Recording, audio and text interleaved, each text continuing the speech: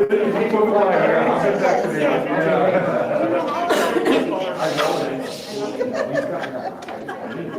favorite place in the world.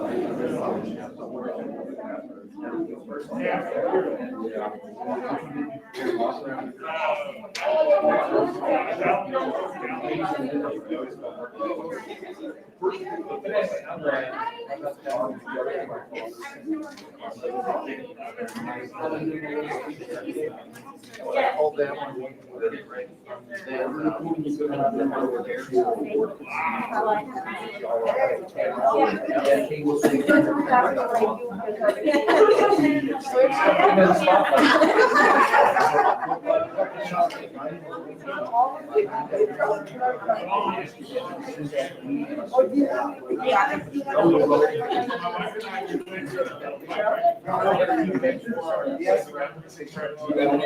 Very good.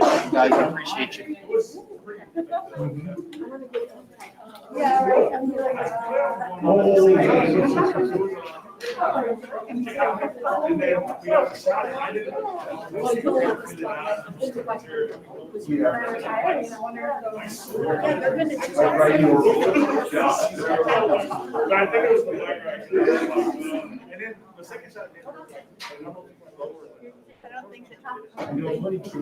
My son and I.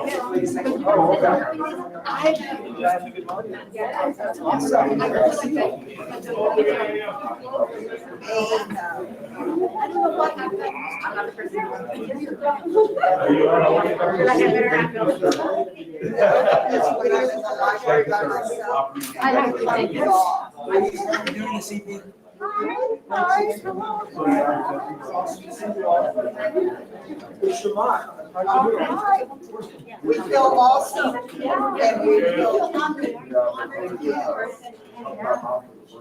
Okay, change of plan. Here, I think you guys are going to. My height, so. Super duper.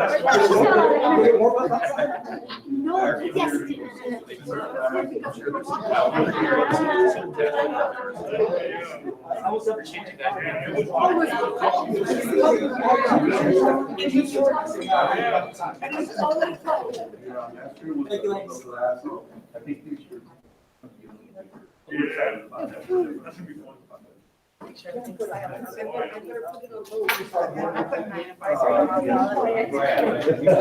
Yes, sir, we Mine's did. gonna die.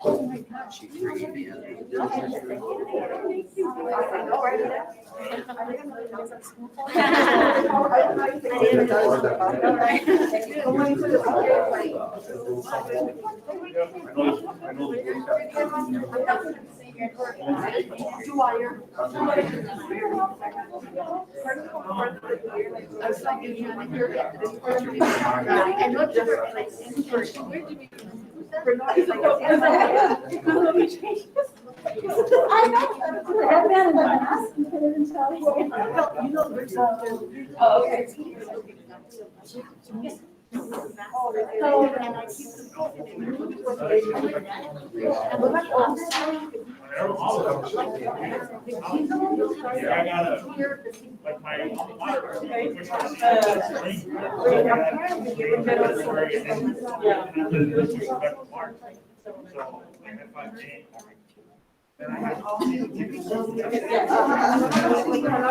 here we go.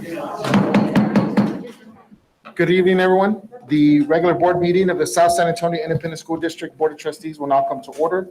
Today is Wednesday, April 21st. Try that again. Wednesday, April 21st, 2021, and the time is 6 p.m. Michelle, if we can have a roll call, please, ma'am. Stacy Alderete, Present. Gilbert Rodriguez, Present. Connie Prado, Shirley Ibarra Peña, Homer Flores, Here. Ernesto Ariano Jr., Gina Villagomez. Attending. Thank you, Michelle. If we can all participate in our Pledge of Allegiance, Texas Pledge, prayer, and call to action.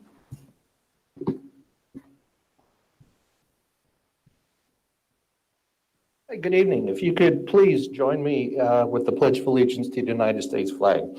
I pledge allegiance to the flag of the United States of America, America. to the republic for which it stands, one nation, under God, indivisible, liberty and justice for all.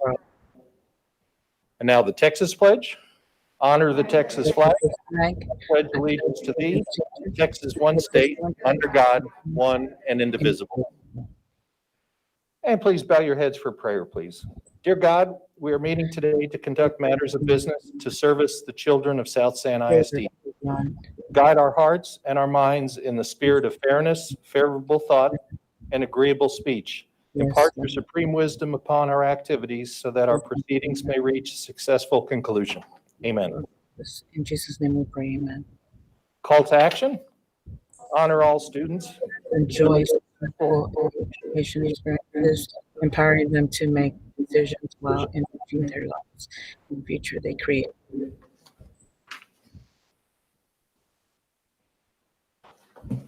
Thank you, sir. Before we get started here, just some special notes.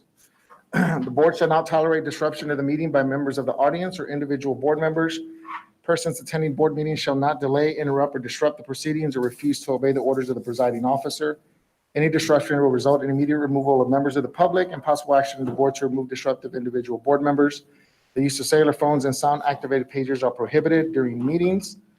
All participants are asked to mute themselves if they're virtual until recognized. The first item on the agenda is our citizens to be heard. And board members, those citizens wishing to address the board should have submitted their comments per the agenda posting via email. So if we take a look here. Okay, good. We have a couple of emails, it looks like, before we move forward. In accordance with District Policy BED Local, the board encourages citizens to make their comments, concerns, and ideas known to the board during the Citizens to be Heard segment of the meeting. A person wishing to address the board should have submitted their comments via email to schoolboard@southsanisd.net prior to this evening's board meeting. At regular board meetings, the board shall permit public comment regardless of whether the topic is an item on the agenda posted with notice of the meeting. At all other board meetings, public comment shall be limited to items on the agenda posted with notice of the meeting. The SSAISD board seeks to conduct its meetings in a polite, professional manner and would appreciate citizen comments being shared in a similar fashion. Each speaker will be given up to 3 minutes per BED local policy. Presiding officer may modify this time at his discretion based on the number of citizens who have submitted comments. As well as the board is not permitted to discuss or act upon any issues that are not posted on the agenda for tonight's meeting. I believe we have Mr. Tom Cummings who submitted comments for this evening. Mr. Cummings, are you with us, sir? Yes, sir, I am. Can you hear me? We certainly can. When you start, sir, I will start your 3 minutes. Thank you very much. President Rodriguez, members of the board, Dr. Puig. I'm Tom Cummins, representing South San AFT.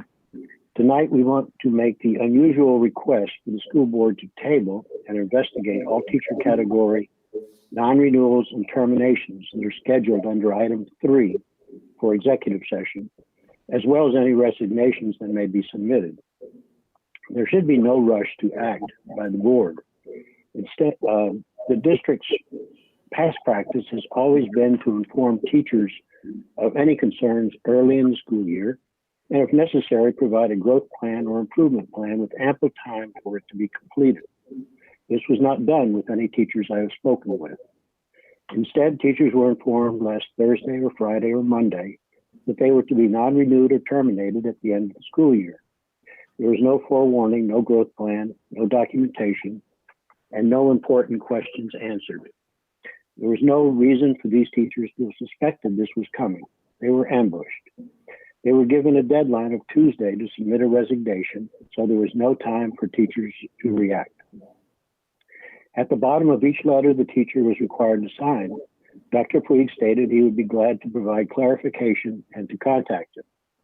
On behalf of 6 teachers, I called Dr. Puig on Monday morning and left multiple messages asking for a meeting where the teachers could receive clarification.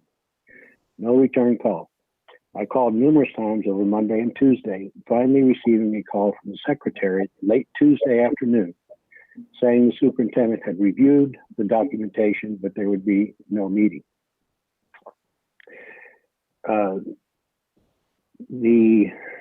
In past practice with superintendents such as Mr. Durbin and Dr. Zavedra, a meeting was always provided each teacher, and on many occasions, the non-renewal was rescinded. But due to Dr. Puig's denial, teachers felt the only realistic choice was to resign. To me, these actions appear to be based on politics within the school, as all were doing their job well. Maybe it was based on personality differences or being the scapegoat for an administrative failure. There are also indications of retaliation for filing a grievance or speaking up regarding concerns. One teacher was told it was because of an incident, but was never told what that incident was. Experienced and qualified teachers are being forced out. Not only does this hurt the teachers and the district, but other teachers see the politics being played out and are talking about leaving. Please do the right thing. Do the right thing also by the students, because they should have teachers who, if they are not actually doing their job well, would need the support and an improvement plan to do well by their students. Take the actions and investigate what is going on. Thank you very much. Thank you, Mr. Cummings. There is one more. What appears to be a citizen's comment that was submitted. However, there's no identification. It's got, board members, if you look in your email, it's from a Bobcat Cougar, southsandcougar@gmail.com.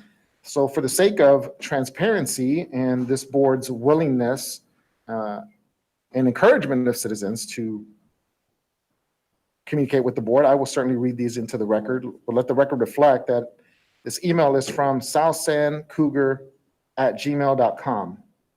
So it says, to our Southside ISD board members, please, I ask that you bring up my concerns that represent a lot of teachers' concerns with regards to the TIA plan. A couple of things you should know that us teachers find unjust. Number one, the district never asked us people who were interested in being part of the TIA designated team. The district quietly uploaded the documents to the district webpage and didn't announce that they were available.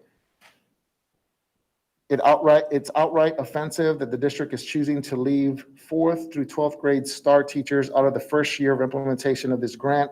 Surrounding districts focused on their tested subjects first, which many Southside ISD teachers have left. Teachers who are designated will have to share 25% of the pay with other teachers on campuses who may not even be designated. It's not fair, and let's be honest, not all teachers put in the same amount of effort. The district has been horrible in communication for teachers and doesn't allow us to have avenues to voice our concerns. Please help us voice our concerns with great respect, and there's no signature.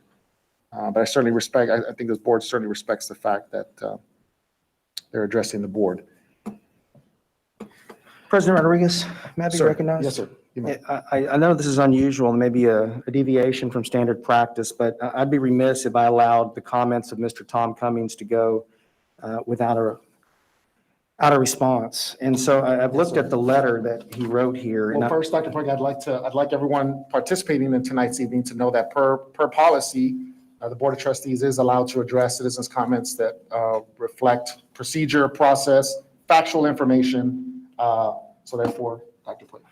Thank you, President Rodriguez. And trustees, again, I'm going to use the word you just used, Mr. Rodriguez, fact. And regarding Mr. Cummings' comments, I want to make sure that we do separate fact from fiction tonight. And again, separating fact from fiction. And Mr. Cummings said here, no need to rush, no need for the board to act. Well, there is. The ethos here is about children. And so we're always going to act first for children. Children are the reason that we do this job. It's the reason our librarians are here tonight. So I want to make sure that's clear. The second thing I want to make clear, just separate fact from fiction, in his document here that he just read aloud publicly on his digital podium, was that teachers weren't given an opportunity to improve. And so that's part of the process. We have to give teachers the opportunity to improve. And that's what we've done. That's what the job requires. And so we do that at every turn. You also mentioned no documentation. You know, we have legal counsel in-house. In order for us to non-renew or terminate anyone, you have to have documentation. So any suggestion otherwise, again, is fantasy. So disappointed by those remarks. The other remarks about superintendent myself not responding. Let's be real clear. I don't know who Mr. Durbin is, and I don't know who Dr. Saavedra is. And maybe that's the way they did business. But the way we do business is we support our principles. And we do a thorough, objective, factual, substantive review of the documents before we decide whether someone stays with the organization or not. And that's exactly what happened. And our attorneys have looked at all of that. So again, the suggestion by Mr. Cummings, again, resides in fiction. And so that's disappointing. And he did fail to mention that he called trustees on this table. He made multiple calls to trustees about these very issues, but he failed to mention that in his email here. So let's just make sure that we're going to be completely transparent here, Mr. Cummings. Next, he mentioned politics, personality differences, scapegoats, or administrative failure. I'm not sure. And then retaliation. These are some of the same themes that have existed for decades here, have done nothing to advance the work that our librarians, our teachers, our staff are doing. This district and this board has been nothing but pro-teacher.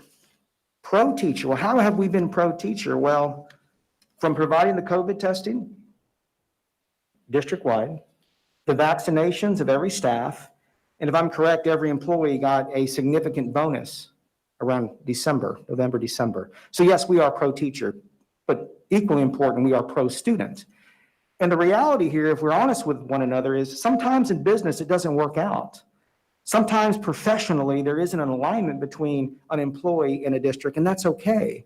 We have to handle that with professionalism. So I'm disappointed in Mr. Cummings' approach tonight. And so when the mention of administrative failure in his letter here is read publicly, well, then I have to defend this board and this district and our teachers and staff who are doing the right thing. The only failure tonight is Mr. Cummings. And sir, that's your failure to be professional in this process. And because of your lack of professionalism, I have called your boss at AFT, Mr. Zeph Capo, and have reported your inappropriate conduct and behavior with various employees in this district. We will not stand by it. We will not allow South San ever to be discredited out here publicly as he has attempted to do tonight. And consequently, you should be put on a growth plan, and your behavior is unbecoming of anyone who should be representing teachers. Thank you, Mr. Board President. Thank you, Dr. Puig. That concludes the citizens to be heard portion of the agenda.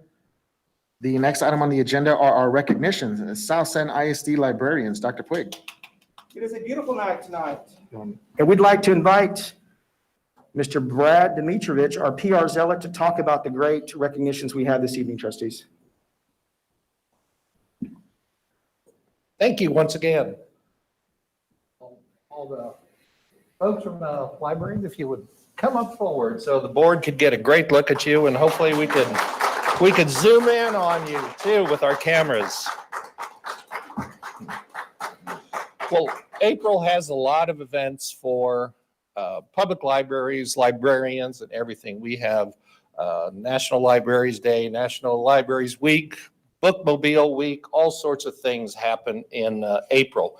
And so we thought it very fitting that we honor these fine folks. Let me read to you a little bit of something I put together about librarians. And when you think about libraries, right now they extend far beyond the four walls of a building. During this past year especially, our libraries and our hardworking librarians and the staff have been going above and beyond to adapt to our changing world by expanding the resources that they have while still continuing to meet the needs of all our students. School librarians and staff not only spend countless hours keeping our libraries organized, but first and foremost, they are dedicated to helping the children of South San ISD find the resources they need. Tonight, in person and virtually, we are joined by South San's excellent staff of the libraries here. So please join me in honoring these folks who created an environment where students can learn every day of the year. Their work is an impressive accomplishment. So.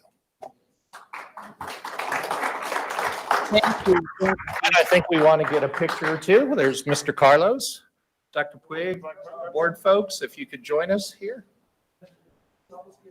Sure. Actually, librarian, step this way. Yep. Librarians, if you head that way, let's follow Mr. Carlos's lead. Just scoot over. Yeah, no. Oh, Is that too far? too far. Too far. Like this. Okay. So just so everyone's aware, I was in daddy baseball mode and my son's last freshman baseball game was today, so I came at the speed of light. All right, everybody step this way. A little bit this way. Yeah. Yeah, I'm going. No, I got top bottom. If we can have some librarians on this side too. So yeah.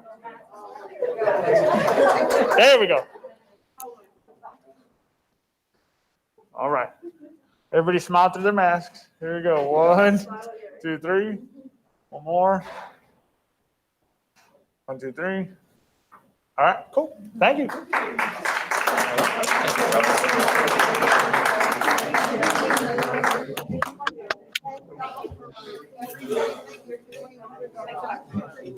And before the librarians all sit down, if we could get you all to introduce yourself real quick and tell us what campus you support. Okay? So we could start over here, your name and what campus you support. So come on through, folks. My name is Adriana White, and I am from Shepherd Middle School. Raylan Rotman from Kindred Elementary. Thank you. Lydia Ibarra, Price Elementary. Thank you. Sherry Perez from Hutchins. Thank you. Marisa Mejia, Carrillo Elementary. Thank you. Lisa Buford from Dwight Middle School. Thank you. Kathleen Toback from Benavides Elementary. Rosemary Dwyer from Kazin Middle School. Thank you. Brad Cloud, and I'm coordinator of library services. I'm Mary Alice Espinosa, and South San. Brad, do you have some that are online following us? If you could see them there, maybe just point them out real quick to us. I don't know who all is out there. Okay, so those of you online, could you, there you go. Thank you. Turn on your camera. So maybe as I call your name, would you raise your hand so everybody can see you? So Dory Clements from Athens Elementary. And I see David Lacerio from South San High School. And Joe Villarreal from Five Palms. And is there someone else I'm missing? I don't see another picture. Oh yeah, Marcy. I don't see Marcy up here. Well, tell us who Marcy is. Okay, so Dr. Marcy is from Zamora Middle School. Can y'all help me? Mary Beth. Oh yeah. Mary Beth from Palo Alto Elementary. And who else? Oh yes, Mary Ann Henry from Modla Elementary. Did I forget anybody else? Thank you, Brad. Appreciate it. And thank you to Ms. Nika McGee for getting us organized and all these pictures in. And folks, thank you very much for being here. Okay, the next recognition that we have is the Superintendent's Seize the Future Award recognition. So if I could get Mr. Andy Gavada to come up.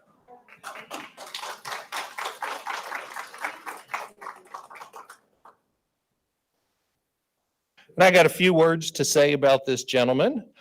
Being a part of this district for only a few weeks, I'm happily getting to speak and meet some fabulous employees and community members.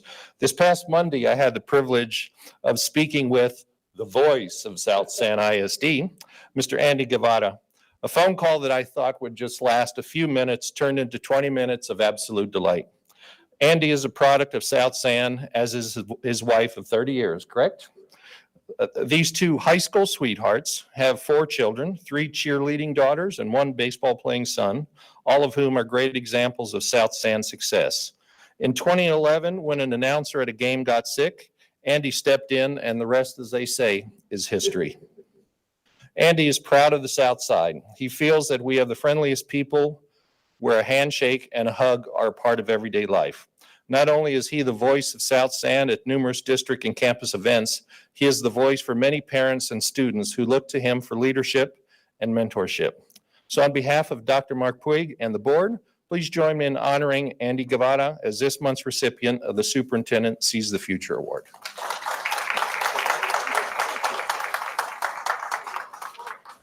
Mr. Gavada, I got to say a few words, though, before we take a photo with you. In the short time that I have had the pleasure of getting to know you, you have really inspired me personally as someone new to the community. And you've inspired me because your passion transcends everything, and your dedication to the students in our community of seizing the future now. And you radiate that. You embody what we are trying to become.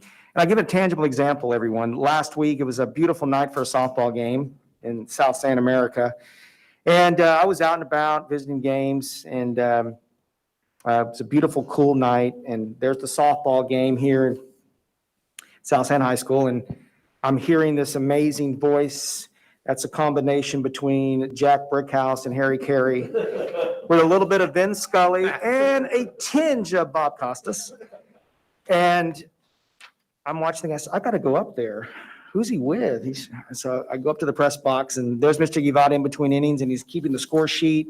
He's got AC/DC playing, and he's getting ready for next inning. And we visited just momentarily, and I just felt the love you have for this community. And it just filled me with joy personally, because you care so much. And I walked away, and before I left, I said, I want to be your sidekick someday, so we can do a game together. Give me a JV game. Let me practice. But God bless you, sir. You are just an amazing human being and representative of our community, and we are proud to be here alongside our librarians, our teachers, and our students to change what's happening here for the better. Thank you. Yes, sir. If you can stay here, let's get a photo.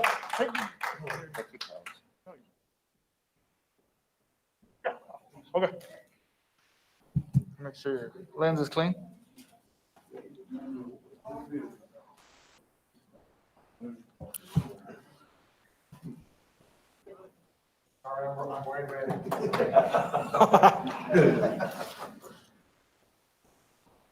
All right, here we go. Here we go. 1, 2, 3. And one more. All right, hold on. One more phone. All right, here we go. 1, 2, 3. And one more. 1, 2, 3. Cool. Thank you. Thank you. Appreciate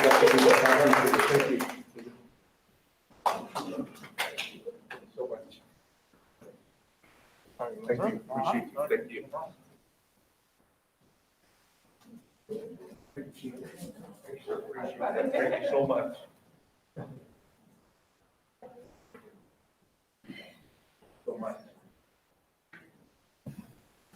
Wow, tremendous for our librarians and certainly Mr. Gavada. The next item on the agenda is our superintendent's remarks. Dr. Puig. Thank you, President Rodriguez and trustees. It's great to see everyone. It's a beautiful night tonight. We'd like to talk about our COVID response, and we are in phase 3, and we have north of 75% of our students back on campus.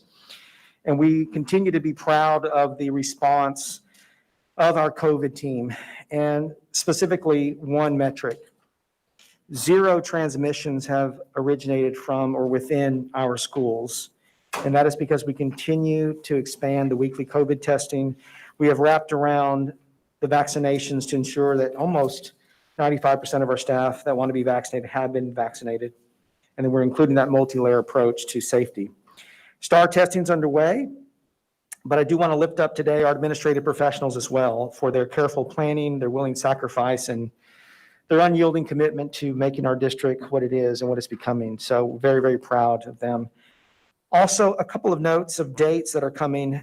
One is the Facilities Committee visioning West Campus High School project process with the community, which will include our new architect, and that's Monday, April 26th at 4:30. That's going to be a very, very powerful event. Also, we have the Teacher of the Year banquet that is on April 29th at 6 p.m. And so that will be a time to really honor and lift up our teachers and all the work that they have accomplished, and what they have gone through this year is nothing short of a miracle, how they have really been able to answer the bell. And then lastly, I just want to mention again that we would have received, and you should have received that congratulations from TASB that we were accepted to present. So get ready. We're going to have some Saturday practice sessions with breakfast tacos. Here we go. That's my report, sir. Thank you very much, Dr. Puig. The next item on the agenda are the board president's comments, and certainly Dr. Puig it's always hard to follow because he captures all the information, but some phenomenal work that's going on in the facilities committee, certainly the budget committee as we move through our zero-based budget approach in preparation for adopting the budget. A lot of hard work, so I just want to commend the staff and everyone involved that's pushing through those efforts. I know it's not easy, so thank you very much for that. All the STAR testing, so thank you to our community members that are participating or may watch this later for bringing your kids and making them available so we can take the STAR testing. Let's get some data and see where we are. So that way our experts can start to formulate some plans on how we're gonna close those gaps. So, and all that while keeping them safe, right? So those efforts on the campuses still continue with our COVID precautionary measures that we're taking. So thank you to board members for way back when we prioritize the safety of our kids and our staff, and we'll continue to do so relentlessly going forward. So thank you for that. Our XG governance journey continues. I believe we have 1 or 2 more sessions that are left that are upcoming. We got some dates out to board members. So thank you for the participation in that. And then certainly our TASB SLI where, I think you said we're going to be practicing for that with breakfast tacos. So I look forward to the breakfast tacos.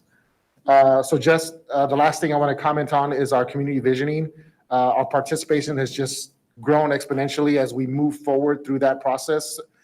Getting all our relevant stakeholders, our students, our community members, our staff, certainly in partnership with Mo Casey and Associates, helping us with those efforts. And then the most recent exciting thing was our baby pause ceremony at the zoo last weekend. So that was a phenomenal.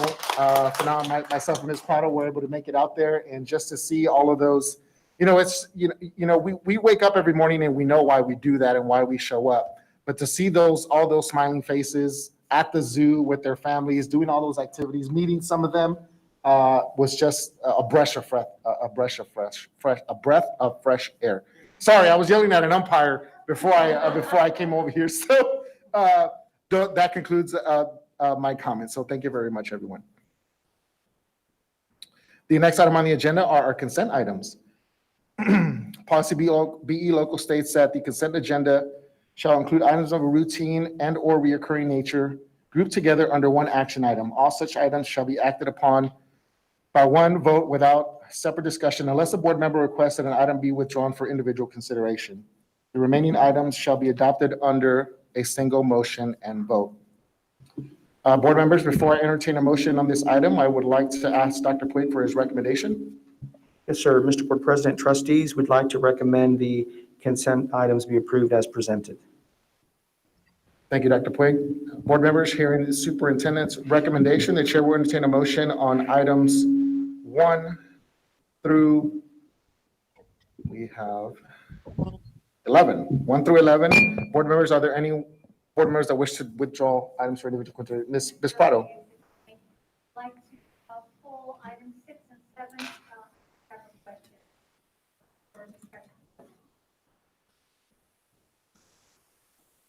Ms. Prado has pulled items 6 and 7 for individual consideration. Are there any other board members that wish to pull items for individual consideration? Hearing none, the board will entertain a motion for items 1 through 5 and items 8 through 11. I'd like to make a motion. I have a motion by Ms. Alderete that, I'd like to motion that we approve as presented. a motion by Ms. Alderete. Do I have a second? A second. I have a second by Mr. Flores. Michelle, we can have a roll call, please, ma'am? Stacy Alderete, Yes. Gilbert Rodriguez, Yes. Connie Prado, Homer Flores, Yes. Genoveva Gomez. Yes. Motion carries. Thank you, board members. Thank you, Michelle. Ms. Prado pulled item number 6, which is the memorandum of understanding between South San Antonio ISD Head Start and Family Service of San Antonio Incorporated for an early childhood well-being program. Ms. Prado. It looks like 6 and 7 go hand in foot. One complements the other. So it may be just one question. Dr. Is it the question addressed to you or Ms. Edvion? Okay. My question is, it's obvious that Head Start and PCI have one denomination in common, and that's the age group of the kids. We have 3-year-olds and 4-year-olds. So my question on the Head Start and PCI is, since they complement each other, is there a different funding mechanism for both? I know Head Start has a federal funding mechanism, and PCI, do they have a funding mechanism, and what is that? Okay, have we delineated the funding between Head Start and PCI at this point, Ms. Edvion? Yes, sir. What did you come up and let's go through that funding mechanism. So, Oops. good evening, members of the board, President Rodriguez, Dr. Puig. Basically, items 6 and 7, we are looking at our curriculum, which is our Frog Street curriculum. That was the only one that was 100% aligned to our pre-K standards and guidelines. We're using our IMA funding source for that. So that would be district-wide for all our pre-K students, Head Start and our pre-K classes. The other MOU, this is dependent on our mental health component, and this is also something that we work with through our care zone. And when you say the other MOU, is that the PCI MOU? Yes, ma'am. We have it over here with number 6 is our early childhood well-being program. We're using that through our 205 funding. Yes, ma'am. And the other is IMA funding. But then those are all Head Start, right? Head Start and pre-K. And pre-K, but, so that includes PCI, students that are in the PCI program. Yes, ma'am. Okay, so it's, they basically the same funding then? Well, yes, it's basically the same funding, but with our Frog Street, and again, I want to reemphasize, we're using our IMA funding so that we can ensure that we have the program for all our students in our pre-K classrooms. The other one is a different component, and it will be available for all students again. I know we know some of the acronyms like the IMA, PCI, but for the viewers, what is IMA? IMA is Instructional our, material allotment. yes, And let me interject real quick here, if I may, just so we understand, it's a great question. Regardless of where the kids are coming from, PCI or Head Start or pre-K, Correct. we're going to use those instructional material allotment funds to serve them, to make sure they get the adequate curriculum. So it's a great question. And the IMA funds, the instructional material allotment funds, you don't see those funds. Well, I explained to you the other day. They're those flow-through funds that come from the state. It's not something that the board approves or doesn't. It's this, Jeff Ballman called this imaginary money that resides at the state that we make a requisition for and we somehow get it on the books. We get it every biennium. It's a substantial amount, several $1,000s, and don't ask me the amount right now, but it is incredibly useful if you allocate it strategically, as we're suggesting here on this consent item, for the most youngest learners. So thank you, Ms. Edvion. Want to expound on that a little bit? no, sir, I guess a little, yes, sir. With Frog Street especially, we did look at several different curriculums, and this was the only curriculum that was aligned 100% So we wanted to ascertain that that's what we did, so there would not be any instructional gaps. So again, it's available to all our kids, irregardless of the program. And again, the IMA funding's source can be from 950,000 a year to over $1 million, depending on the type of adoptions that are up for that coming year.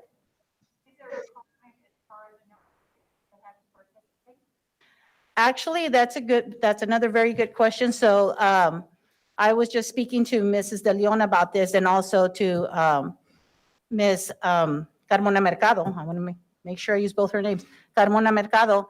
And yes, our pre-K students and families have really been utilizing our mental health services and our connections to providing support for families. As a matter of fact, because of what pre-K does and how close they work with the families, they're the ones that have really been capitalizing on it.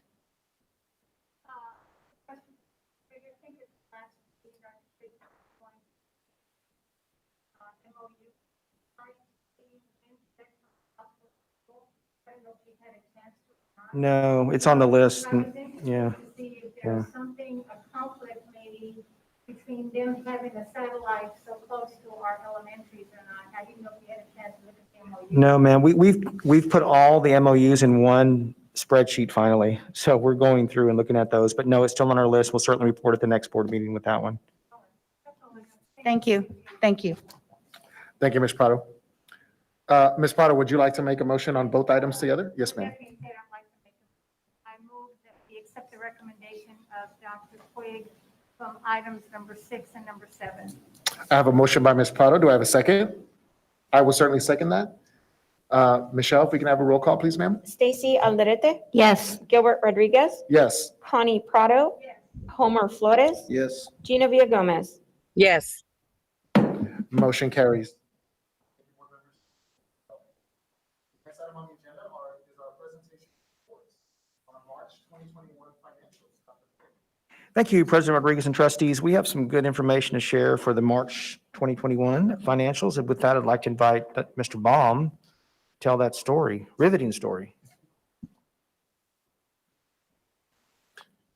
Good evening, Chairman Rodriguez, members of the board, Dr. Puig. Thank you for the opportunity to visit with you this evening about our monthly financials covering the period of March. We are 7/12 through the fiscal year, so a little bit over halfway. Our percentages are aligning very well, but I want to call to your attention that revenue continues to outpace our expenditures.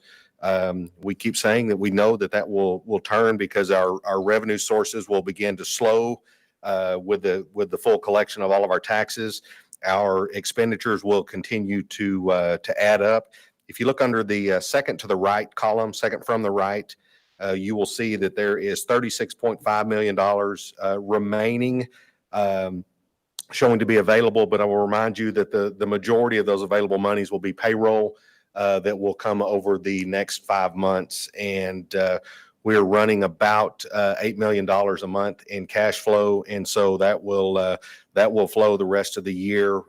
As we move towards May, we've got a deadline for our requisitions, and we'll begin rolling up all of the accounts payable amounts and getting those paid. And we'll have a bit of a pause there as we get prepared for audit. And then we will resume with purchase orders as we go into the end of August to make sure that we're ready, actually the beginning of August, to ensure that we're ready for our students to return to school. In the way of food service, we're in testing season right now, which means that Dr. Puig mentioned earlier that we are, beyond 75% of students returning to campus. Even some of the students who had yet to be a part of that 75% have showed up for testing, and many of those have asked for the opportunity to stay. And as you can imagine, when students are on campus, they are hungrier than normal. And so Scott Stevens and his team continue to serve the students their meals while they're on campus. And so we anticipate that food service revenue will grow. We did start out projecting a significant deficit But we are making up ground on that. So we feel really good about our food service budget. And then our debt service budget, you see that there are actual revenues of almost $8 million against expenditures of $2.8 million. We are almost 92% collected on our INS or debt service fund tax collections. And we know that August will be our biggest month from an expenditure standpoint because we will service the remainder of the bond payments for this year to include principal and interest that occurs in August. So that is what I have for you in the way of financials, and I'm happy to answer any questions that anybody might have regarding the March financials. Mr. Baum, thank you very much. Dr. Puig, anything you'd like to add before I? No, sir. Thank you. Thank you very much. Before I open it up to board members, certainly we did go over these financials and some other budget-related items at the budget committee that we had the other day. So everything is as Mr. Baum is presenting, and we are on point, on time, and on target to date. Yes, sir. So I think we're at 37% or whatever it was. At the budget Actually, it's committee. 38.4 right now. Thank you for the reminder, Mr. And then just a Rodriguez. reference We to are- how far along we are in we the are budget moving. process. Yes, sir. So board members, at this time, are there any questions regarding the financials? Hearing none, thank you very much, Mr. Baum.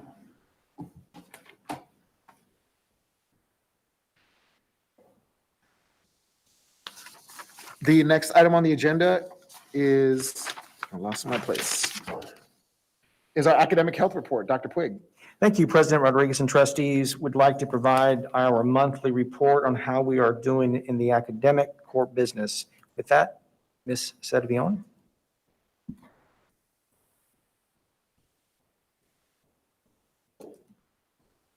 Good evening, members of the board, President Rodriguez, Dr. Puig. This evening, I have our academic health report. Oh, if you recall, in March, I did present a report as far as our students that were not meeting the requirements for promotion and our grade requirements for the third term. Today, I have an updated final percentage of students that are meeting the requirements and that we are also targeting and focus on with additional services. Next slide, please. So this will be the complete term 3 report. Term 3 ended March 26. So if we look at the report, you will notice that in the elementary level, our students are doing exceptionally well now that they're back in person and also in remote learning. We see that those percentages have increased, and this is now flipped. This percent indicates the number of students that are meeting promotion requirements. So, and also are passing all courses. If we go down to our middle school, we'll notice that we have students, the percentages drop, percent passing. And also at high school. A lot of that comes from attendance and students not logging in consistently. Again, this is indicating only one course that is not being passed. So out of for example, Dwight, we have 50% of our students remote that are passing, 50.4%, and in person, 57.0%. Those are the students that are passing every subject. Out of the students that are not passing every subject, it is only one subject that they may not be passing. So I want to make sure that we understand that. But for promotion requirements in the core content areas, they need to be at a 70%. So what are we doing about that? That's the big question. We have our Saturday schooling that is currently going on, and they've been very successful at the middle school and high school. Kids are coming in to in-person instruction. We have now also made it a requirement for our students that are in remote learning to come in, and Saturdays not only, but during the regular week, if they are not meeting those requirements, attendance or submitting assignments. So that's where we are right now. We have seen the trend of parents calling, asking for assistance, asking for a flexible schedule, and we have been working with that individually. more at the middle schools and at the high school level. In the summer, we will have an intense summer program for credit recovery. We will also have a program for accelerated instruction. And in July, we will continue with summer programming through summer camps, focusing on math, on STEM, on science, on reading and writing. So, and again, this is going to be very targeted towards students that need that additional support or challenge to move them forward. So we are really looking at that criteria right now and developing those lists.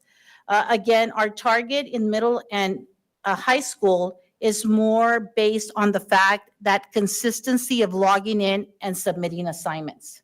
So that is what is going to trigger those students to go for summer or Saturday credit recovery.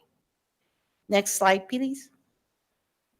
So we also have our special education students and our English language learner results. You can see that they pretty much mirror what we saw in our regular population. Now, again, I want to point out, for example, at Kenred, if we look at our English language learners, we'll see that there's a 50% passing, but we have 2 students. So one met the requirement, one did not. So again, I want to give it some context. If we go down right underneath Palo Alto, we look at our English language learners again. We have a total of 6 students. Five students are meeting all passing standards, so we have an 83.3% passing. Again, just to give you some context. What's really important here is for the next school year, we are seeing, again, the trend at middle and high school. Our students that are English language learners are not being as successful as they can be. So we've really focused on ESL. What are we going to do for these students to make sure that we support them linguistically and academically? So we're making an investment. At the middle and high school level, we had an ESL teacher, but she was ESL and English. Now the teacher will be ESL all day long. And what this teacher will do is she will be providing support by also going into classrooms with students that may be struggling academically, linguistically, English language learners, to provide them that support. We're also going to put in a sheltered program for students that are here under 2 years, so that therefore we can support them in every core content area as well. Another thing the district invested in was ensuring that our teachers were appropriately certified. So we are paying for their test. So they take their ESL test, we're picking up the tab, and if they pass the test, they get a $500 stipend. So that is in order to meet the requirements of the state, and then also to provide the support for our students. We are really looking at revamping our ESL program, especially in the middle and high school, as we see that right now our students are not receiving all the support. With our special ed students, again, we see better results for middle and for high school, marginally better in some cases, but in some cases over 10 percentage points. Again, the focus there is to provide them the support they need, but it's the inconsistency of attendance and submission of assignments. This is where our summer programming is coming in, and our individual conferences with parents. I've been having a lot of conferences with parents currently regarding supporting their child. Some of them are saying they have difficulty doing the remote learning, but they don't know if they want to bring them in. So we have conversations, and 90% of the time they decide to come back to in-person instruction so they can get the support that they need. With that, I want to go ahead and transition to the next slide. Here's where we're going to go ahead and focus on our teacher incentive allotment. We did speak about this briefly 2 nights ago, and today I have Ms. De Leon here, who will be going a little bit deeper, delving a little bit deeper. And we also want you to see how all the data that we have used and the surveys that we have rolled out support the plan that we want to present to you and to our teachers, because we know that this is what is going to assist them to get to the next level, and most importantly, our students to get to the next level. Again, just briefly, the teacher incentive allotment was created under House Bill 3. to support teacher salaries and see that we rewarded teacher performance, student outcomes, and get those teachers to six-figure salaries. So with that being said, I'd like to present Mrs. De Leon, who has been spearheading our committee as she walks you through the next slides. Before you move on to Yes, ma'am. the TIA, I have a question on the special education. Okay, can you go back one slide, sir? Ms. Prado, I'll recognize you for 3 minutes. Yes, ma'am. I just have one question. Yes, sir. On high school, what are the total number of special ed students that are enrolled in the high school currently? Well, we do have, these are by courses, total, and you mean just total without self-contained units or with self-contained units? Both, over 200, like 202. And but they're not all in person yet, correct? Correct. They're not all in person yet. How many we actually have? In person, I would say if, I don't have an exact number, but I know it is over 45%, so close to 50%. Any numbers? I don't have an exact number, but I can get you an exact number because I don't, It's not quite half. then. yeah, it's, so if I'm telling you 200, you know, if we're at 50%, it would be 100, so a little under 100. Now, some of our self-contained kids are not coming in, so that's why I'm asking, you know, in some of our units that we have, those children haven't come in. So I wanted to know if you wanted the whole number, because we have the inclusion too. Kids that are not coming in, what are we out to them and going out to them, they're not coming in? So a lot of services, we're providing them virtually. So let's talk about speech, any occupational therapy, any services that we can provide virtually. That's what we're doing for those students because we want to make sure that they're receiving the support, again, that they need. We have made a lot of home visits. We have also, depending on if the child is regularly logging in, completing assignments, et cetera, then that's also dependent on what we want as our next steps. A lot of times we are asking kids to come back in person. Right now, that is the situation that currently every principal, every administrator, including myself, is having really deep conversations with parents and letting them know that we need their child back so that we can support them. But I know that in some cases, well, if you're talking about physical therapy, and maybe that's where we've had a little bit of more leverage to get the children in so that they can receive their physical therapy on our part as well. And I know that in the past, that's always been our special ed kids. We have not, my opinion, I think we have not actually had the staffing that is to service our population of special ed kids. Where are we on staffing now? Do we have enough staffing to service the spec ed kids that are enrolled?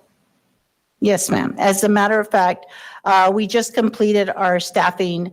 The largest amount of teachers that we have focused on special education, of course, are at South San High School because of the numbers. We have a co-teach model currently for inclusion, and that is something that we're examining. We're also looking at our continuum of services and seeing if we have the services to support each and every one of our students. So that's where we're at, looking at our inclusion model and reevaluating the staff that we currently have. And another question, how many of those students are seniors that are on that path to possibly graduating? I don't have that number off the top of my head, but I'm going to give you, I'm going to give you an estimate. Yeah, I would say about 50. 50? Yes, ma'am. That possibly graduate if they get the service they need. Now remember also that if we're talking about our self-contained our students that are in a self-contained unit, some of those students can stay with us up to the age of 25. So that's why I want to give you accurate numbers, and I can get them, Dr. Puig, if you need them. So some of those kids would be meeting maybe even graduation requirements, but they could stay on longer with us. Thank you, ma'am. Ms. Prado, thank you very much, ma'am. I just want to ask a question. Ms. Prado, I'm intrigued by your question about staffing, and you suggested that there hasn't been enough special ed staffing. Is that what you said? I think the culture of special ed, we've never actually had number of staffing to service all of our special ed. And there's two different areas, like self-contained and then the other special ed. So I want to make sure that no one's being left behind, that we have enough teachers and staff that are servicing.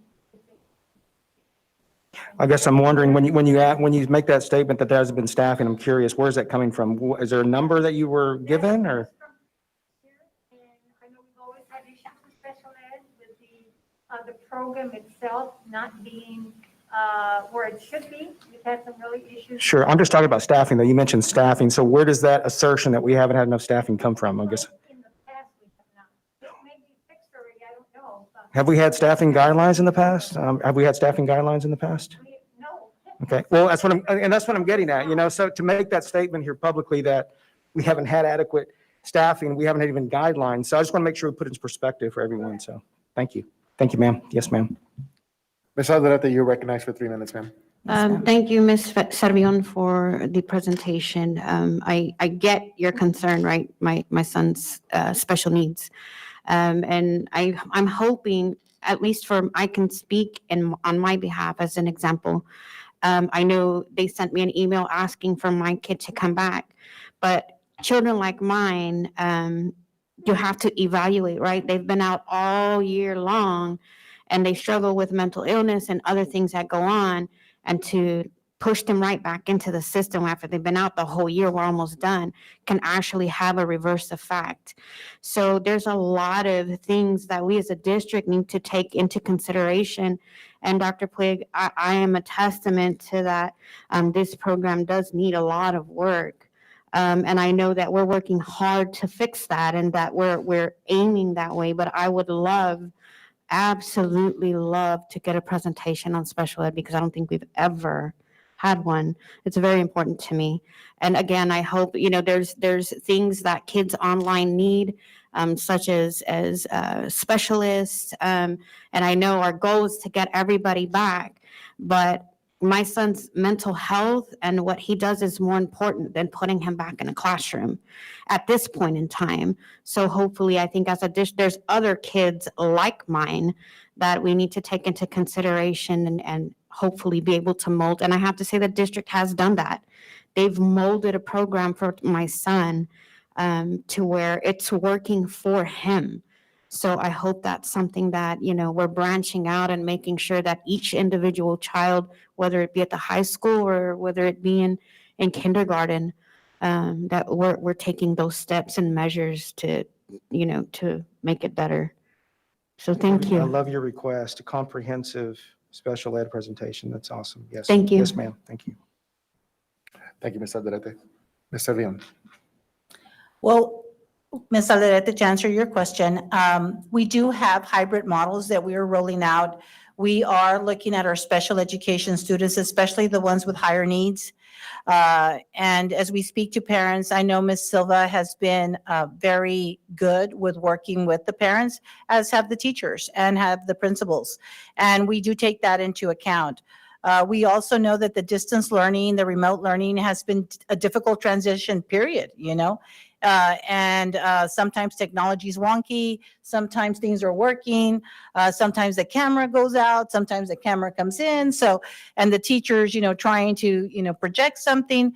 So we're very cognizant of all of that and taking all of that into consideration. And I would like to say that as the kids are coming in, they love being back. They really do, for the most part. And I would say, not talking about this particular situation, but for the most part, the kids are glad to be back. And, just to feel that things are stabilizing.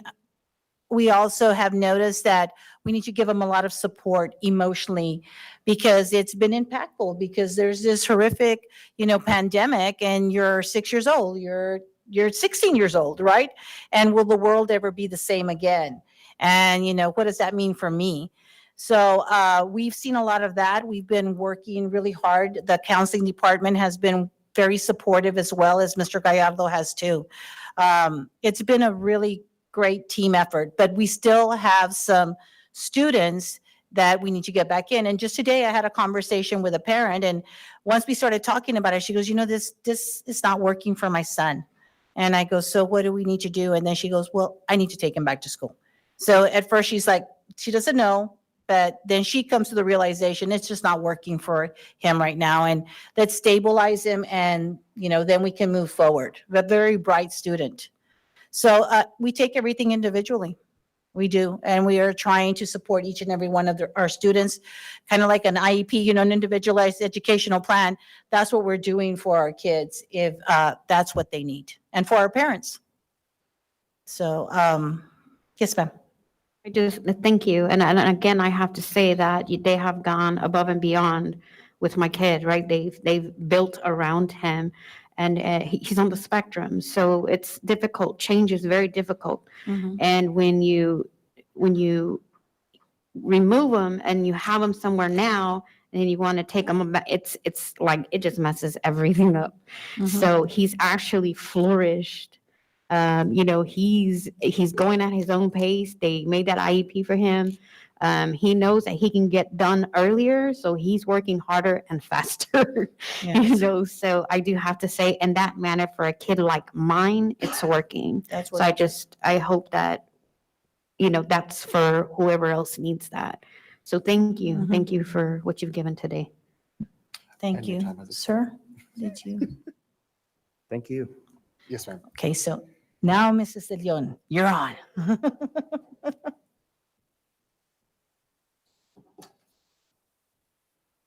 Good evening, Board of Trustees. It's good to be with you tonight. We are very excited to present to you our designation system.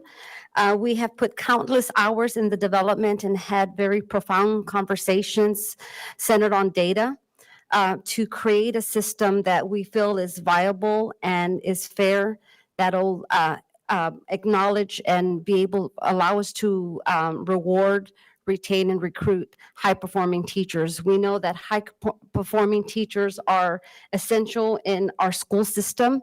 They not only raise our students, but they raise their fellow teachers through coaching and modeling. They are one of our support systems. So we are happy to be able to tell you today, talk to you about our designation system. So if I could have you go to the next slide. Thank you. So our designation system has 4 components. So within these four components, 2 are required by the state, and that is the teacher performance component as well as the student performance component. Here in South San, we felt that, again, talking about capitalizing on our high-performing teachers, we know that the current high-performing teachers now in our district not only, again, just serve students inside the 8-hour day, but they lead clubs, they lead parent sessions, they sometimes help with food drives. They do things outside of the classroom to raise the community. And so our designation system wanted to be reflective of all that our high-performing teachers do. So again, the state requires the teacher performance, the student performance. We in South San felt it was important to add a student experience, which would be in the form of a parent survey to see how our parents, what type of high quality instruction and delivery that we're providing to our students. And then again, the teacher service project. So I would like to tell you a little bit about what happens. So our teachers will be maintaining a portfolio and they'll be doing work around these 4 categories. And so essentially what we call next year will be a data capture year. So teachers will be working on they're delivering high quality lessons. So when they have walkthroughs and observations, they will be scoring on the continuum. They will also be looking at student data. So they'll be tracking their student data and monitoring and moving students to meeting standards on those universal screeners. In addition to that, so teachers next year will be considered a data capture year where teachers will be developing those portfolios. Then what they will do in late spring of next year is they will submit their portfolios to the principals, and the principals will do what we call a data validation process. And so they'll validate the performance data, the teacher performance data. They'll validate the student performance data. They'll look to, the principals will see, okay, what were their scores on the parent survey? How did they complete a teacher service project? So once the principals, so teachers will be seeking designation. Once the principals have validated that data, then they will submit that data to the district, and we will be the second set of eyes. And so we will also validate this data. And so just to tell you, the teacher performance standard and the student performance standard, we are using the state recommended standard. So we are using the state formula to measure that success. So once we at district validate that data, then we will be submitting to a third partner. TEA has secured Texas Tech University to do the final validation. So once we look at the portfolios and say, okay, yes, principals, these are validated, and we back up that validation, we will then submit the portfolios and that data to Texas Tech University, and then they will ultimately be the ones that TA has designated to give the rating. So teachers will be rated as either master, which is the highest performing, exemplary, or recognized. And so there is separate criteria for teachers to meet. But again, with Texas Tech giving, the final seal of approval.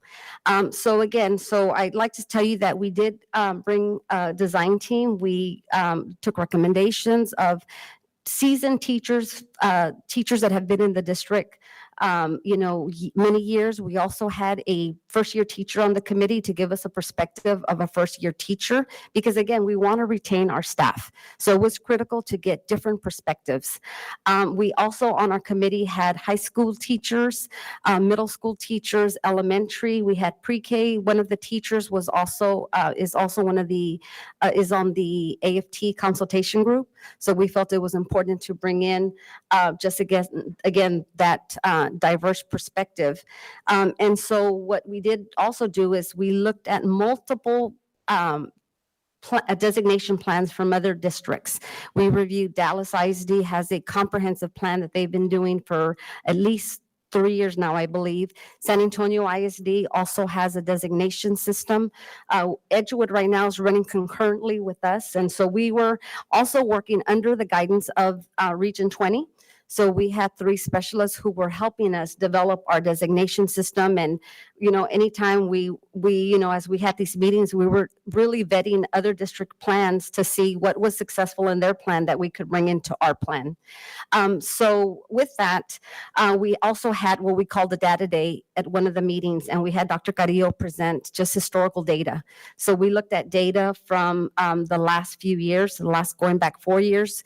We looked at third grade data all the way to 12th. We looked at graduation rates, and really just started to really have very candid conversations on we need help across 3rd through 12th, but being realistic, where is the greatest need? And thinking, what other districts did. Other districts also did phase in.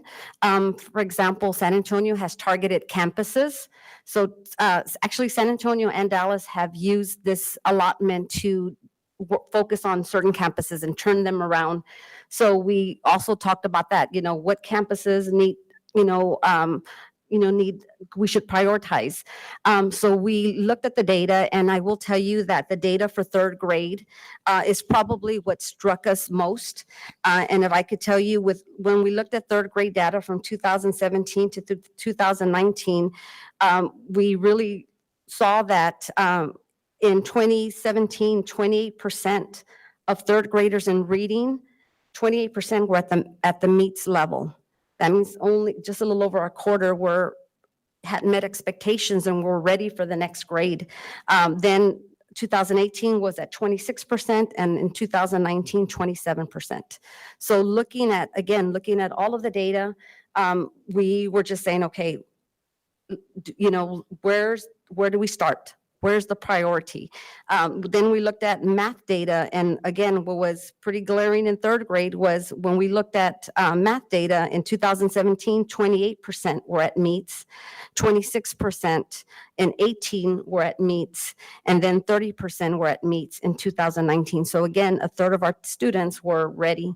So we had the conversation, and traditionally, I think in schools, we have focused on star grade levels. We've had heavyweight teachers in the upper grades because we said, okay, it's a star tested grade level. We've put the best of the best. And so we thought, okay, now we know that also with considering the boards and the HB3 goals or the XG goals, that we knew that we needed to look at that data and say, where's the starting point? So the committee did, it was actually a high school teacher who motioned and said, my recommendation, this was a high school teacher, said, let's start with the lower grades. Let's focus and not let that gap widen, and really start kids and with those strong foundational skills in reading and math. So that's where the committee voted. And then we had middle school teachers actually that did the second. They said, yes, let's focus on the lower grades. But it's not to say that we're not going to roll up to 4th and 12th grade. We're going to reconvene the committee next spring, to look at what's the criteria that we're going to deem for 4th through 12th. Then we also thought, then year 3, let's look at non-tested grade levels. So let's bring, then we would be almost pretty much in full implementation. Every teacher would be eligible to go through designation. The next slide, please. And I'm going to go quickly through this piece. And so what we decided, the committee also said 90% of the money of the funding source has to go to teacher salaries. And so there was much discussion, and we had another high school teacher who said, and she is a high performing teacher. She's been with us many years. She said, I'm not, what my success in the classroom is just not me, but it's also the contribution of the special ed teacher and the other teachers that help support those students. So the committee also voted to have a shared model. We could do one of two models, let the designated teacher receive the full incentive pay, or should we do a shared model? So the committee felt that, again, it was fair to share across campuses. And so ultimately, the committee decided on a 75-25 model. And then lastly, there is some discretionary money that can be used. The committee again felt that principals will be doing the work, instructional coach support and instructional aides also support. So they wanted a contribution for those staff members as well. So the last slide I just want to share, if you can go to the next slide. We have a district-wide survey that was disseminated. If I could just have you click, sir, and just show the last piece of data. Also, just to let you know, Texas Tech University will also be sending out a survey to our teachers. But this data, essentially, we did ask a question, with regard to TIA spending, should it be what is the input from our teachers, whether the designee gets 100%, or should it be a shared model? And so as you can see, 41% of our respondents recommend that it should be a shared model. And so right now, I will tell you, we have 88 teachers who have completed the survey, so we are still pushing it out because, again, we want teachers. Right now also, I have just concluded an 8th info session with schools just to have teachers ask questions because, again, it's still important. It's very important to get their input. But again, with the goal of this with TIA is that next year we will convene the group again, expand it, and then the next year reconvene the group again, and then expand it for the following year until we have full implementation at the campus. So those are our surveys. We did list a TIA website on our, if I could have just show you, if you could go to our TIA website, we did have resources. So as we're meeting with teachers, we can say, if you have any further questions, here are some resources from the state. There's direct links to the state, and also, to contact us directly if they have any questions regarding this designation system. Are there any questions? Ms. Leon, thank you very much, ma'am. Before I recognize board members, Dr. Puig, anything you'd like to add? No, sir, thank you. Thank you, Dr. Puig. Board members, any questions regarding the presentation that Ms. Leon just gave on the TIA? Ms. Alderete, you are recognized for 3 minutes, ma'am. On the share, is that going to be a 50/50? How is that going to work? So right now, the recommendation is 75, so the designee would keep 75% of the incentive pay, and 25% would be designated to teachers that are classified 87, and that would be those, but you have to be in the state says you have to teach 50% of the time, and that you also, what was it? It was 50% of the time. Oh, and that you have to be evaluated by T-tests. So those are the requirements from the state. So yes, ma'am, it would be 25%. Thank you, Ms. Alderete. I just want to say that this is remarkable. It sounds like there's been an exhaustive collaboration effort here, and inclusive of our most important resource, right, which is the teachers. So it's exciting that we're getting some of this off the ground. I just had a question, two questions. What is the timeline? Do we have a timeline from the time that the teacher submits to the principal, that it gets the text to get the designation back?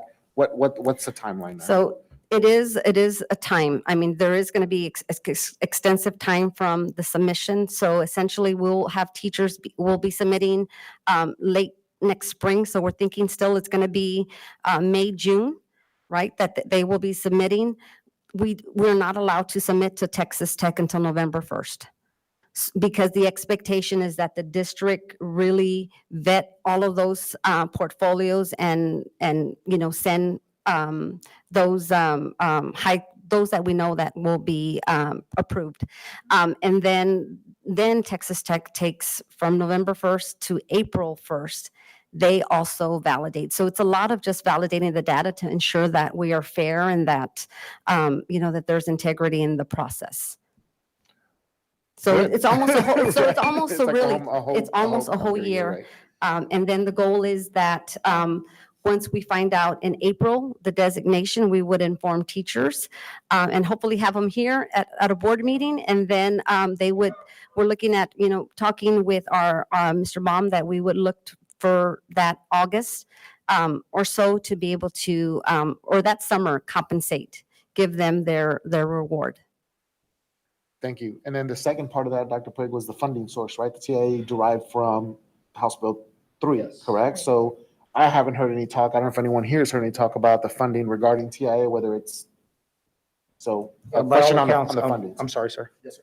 So by all indications, it will be supported by the ledge, yes. Okay, So perfect. I think it's a huge investment, as you pointed out in House Bill 3. There's a commitment to improving instruction and making sure that we incentivize quality instruction.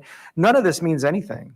None of this unless we focus on actually improving the quality of the instructional delivery in every classroom. It's great to incentivize it, but we have work to do with developing professional development that actually reaches kids, that actually changes practice and enhances student learning, not student testing. Perfect. That was all. That was all. Ms. Prado for 3 minutes. Yes, ma'am. Thank you for the presentation. I did see it on the website. Read through it before coming. The first year then, according to your presentation, is only for the pre-K to third graders. So only those teachers in that group will be able to apply or to be considered. And then the second year, you go up from 4th to 12th. Is that correct? That's correct. Yes, ma'am. So it's limited this time around. Yes, as far as a target grade band, again, wanting to be very strategic with the data and the impact on student outcomes. The good thing about the TIA is that there isn't a cap by campus. So it really is an opportunity for all teachers to band together and principals and us. And I will tell you, we are also going to be offering TIA support next fall at the district level, where we want to offer professional learning to help teachers through the process. I mean, we are committed to get us, our teachers that designation. So it's just a really good time for us to band together, all teachers, regardless of what grade level they teach, because there's no cap, and it, we build each other up and help each other and get through the designation process. The goal is to get as many teachers that designation.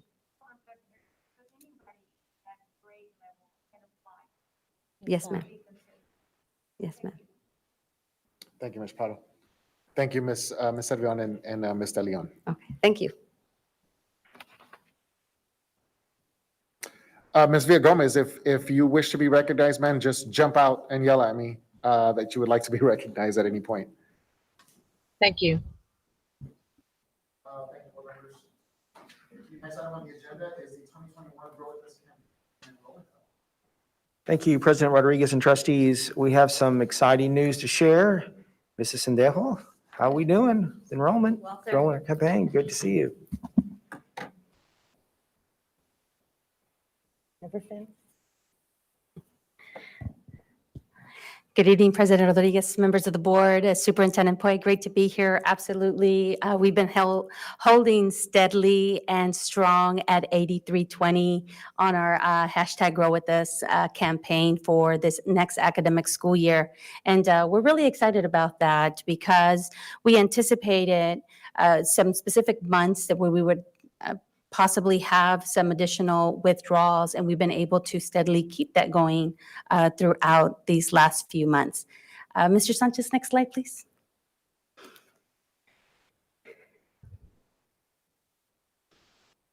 As you are aware, we have been promoting on our website the continuous growth by percentages for each of our campuses. We have had now added Palo Alto Elementary at 100% re-enrollment and steadily right behind over at Kindred and Athens as well at 90% and possibly even higher from today. It again has just been great and rewarding to see and observe these numbers to continue to increase. Next slide, Mr. Sanchez. Our returning student registration for 21-22 currently is at 67% with 5188 returning students that have registered already, which is equivalent to 67%. In addition to that, we also verify the new enrollment that is coming in. We have a new enrollment coming in for our pre-kindergarten and our Head Start. In addition to that, we also code and list our additional new student registration separately at 68. What we also do through the process is verify to ensure that the new student registration is completely clean and new students to our district. That is extremely important for us because we have to ensure to offset our senior class graduating this coming year. So that is very important as we process this in our board, in our budget meeting this past week. Mr. Baum shared the assumptions and where we're heading with some of our projected numbers. We know that we're projecting a little lower, about 120 students less than this academic school year. And that is important for us to ensure that we're verifying and being mindful of that as we continue with potential withdrawals through the rest of April and the month of May. Mr. Sanchez, can you share the next slide? This slide is really great just to see, again, another perspective as you have been accustomed to see. This is May 14, 2020, and the total of re-enrollment at that time. Last year, at about 2 weeks from now, we were at 38%. So again, really great to see the gains and outcomes and truly the efforts of every single campus. Last year at this time, we had re-enrolled 3,069 students that were identified returning at about 38% of our total enrollment. Next slide there, Mr. Sanchez. Again, we like to share just the comparisons of the withdrawals. That is something that we really focus on as we continue. We have definitely observed a gain of withdrawals in March and in April. We did have a halt last year due to the pandemic, and as a result of the many conversations that we've had, I know Ms. Cervellon has had the mid-year reviews in which we've had conversations about families and students that have had excessive absences. And this was the time to come together and have those discussions and unfortunately observe the withdrawal there. One more slide there, Mr. Sanchez. Overall, for our district-wide withdrawals, last year at about this time, we were at 746 at 9%. Currently now at 472 at 6%. Overall for our district this year. We continue to monitor those because that is important. We've had conversations with our special programs as well as far as what are we doing, how do we continue to connect and ensure we bring our students back. This is important to really take note because of the fact that we are going to have to lessen our focus on the re-enrollment and more so on the withdrawal of our students that have withdrawn since, which also makes it just again, it just feels good to be able to keep the 8220 very steady. Just yesterday we were at 8230 and it just varies from day to day. Our district snapshot this past year was at 8267. And we are currently at 8320, which speaks we've been able to hold on. And I share that because I know there has been many efforts. This evening, we wrap up our community campus walks with our Palo Alto community team out there, the staff. As you know, Palo Alto was the first to commit to the 100% re-enrollment. However, they still had an opportunity to go out there and to walk the streets and place the signs, and they asked for more signs, and we have 200 more, by the way. We definitely want to share, and just a really rewarding to see what has happened in the last 3 weeks with community walks overall. Lastly, I would like to share that enrollment events will continue. Just tomorrow evening, we have the Fiesta on the Hill. We have 5 campuses that have come together to celebrate the Hill, to celebrate that area, and also tie in enrollment. And I get a little excited there because this is all coming from our campuses, from their communication to one another and working together. And that's what we need. We need to continue to ensure that everyone is aware, every single program is aware that we're all responsible for our students to return. And especially now, many of conversations to retain our students and to shift it and to see that increase here in the next few years. Superintendent Puig, President Rodriguez, that concludes our hashtag Grow With Us presentation this evening. Ms. Sendejo, thank you very much. Ma'am, Dr. Puig, anything you'd like to add? Yes, sir. Ms. Sendejo, let's go back a couple of slides Yes, to the 2021. Let me look at that real quick with you. So if I'm looking at this correctly, my eyes are. So on the last 2 columns, we've got, looks like new students. There you go. Thank you. So we've got, lots of new students in May. It looks like those 2 columns are brand new students to the district, más o menos 400 or 500 there. If we go back, now go back another slide, please. So at this point right now, it looks like if we look at the last 2 columns, we're, 137 or so. And we know you just mentioned we lost, we're proud to send 500 off into the new world, seniors. And so we've got to fill that in and just fill that pipeline with new kiddos. At this point, it feels like we're doing pretty well there.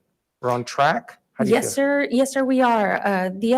Just by looking at the other slide, what we learned very early on was that we had to provide that guidance to our parents, because what was taking place is that some of our parents were using or toggling to the current tile to register. So we had to clean up our data. So when we moved forward to about July 2020, we did see that number lessen because we cleaned it up. We're cleaning it up a lot sooner than what we did last year. And again, lessons learned, data review, data monitoring, accountability, all those pieces, Dr. Puig, come together. And that's very important for us. So we vet this every single week to ensure that new registration is new registration. I know Ms. McGee's here, and typically I speak to her a couple of times a week. Ms. McGee, how many new students outside of our district have enrolled or are seeking the academies and the magnet schools? And that's important to keep monitoring, sir. So yes, sir, positive trajectory, and we'll continue it. Let's tell a story real quick. I know, President Rodriguez and trustees, that the magnet schools, the whole purpose was to bring kids into the elementaries. We knew we've lost most of our kids in that population. 99% of our folks that have chosen other districts or other entities have come from elementary. I was told this week, and maybe Ms. McGee can speak to this, that 4 IDEA students decided to choose the Magnet Academies here in South San. Ms. McGee, can you come up for just a moment? Now, I'm going to lift you She's up on the because I spot. know you've been working. If you're awake, you're working. I already know you. And I'm leaving the parking lot and you are still here on the weekends, calling parents, just making this a place, a destination. So can you tell that vignette a little bit about the idea and how did you make that happen? So I need to know, I'm very happy that that happened. I talked to so many parents that I would need to get a little bit more detail about that. So, can someone help me? I think Ms. Ibayo. Well, yeah, first of all, thank you, Board President, Mr. Rodriguez, Dr. Quigg, Superintendent, and also members of the board. I appreciate the opportunity to serve here and to bring stories from our parents. And I know Mrs. Servignone is going to pinch hit for me in just a second, but Dr. Quigg is right. I do talk to families, and I will give a short story about what happens. I had a family last week where I was interviewing a parent who's had 2 kids who went to attend the academy, and her sister's kids attended IDEA. And she said her sister had been trying to convince her, come to IDEA, come to IDEA. And I said, no, bring your sister, come back. And we had just this great conversation. And within 5 minutes, one of those kids did, the parent had signed one of her kids up. So that's the power of the what we're trying to bring to the district. And so I'm very proud of that. But now I'd love to get excitement about the 4 additional students.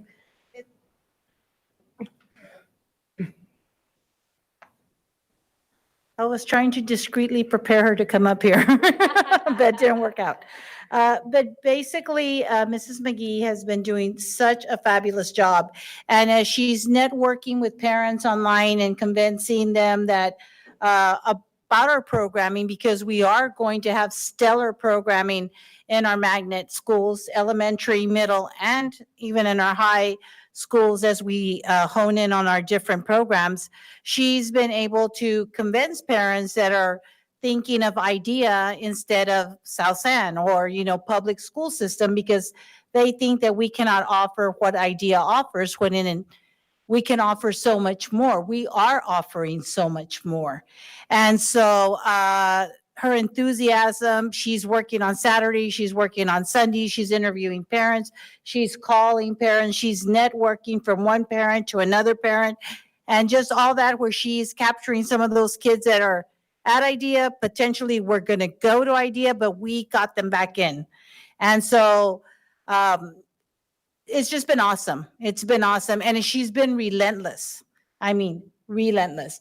And every time that there's a curveball thrown or like we feel like, oh, this happened or that happened, and she looks at it as an opportunity and she turns it around. She comes up with a new marketing, a new marketing ploy, or how she's going to communicate with parents or how she's going to communicate with teachers. They've gone out, her and Mr. Rasco, to the schools where we have our magnets. They got the principal excited. They got the teachers excited.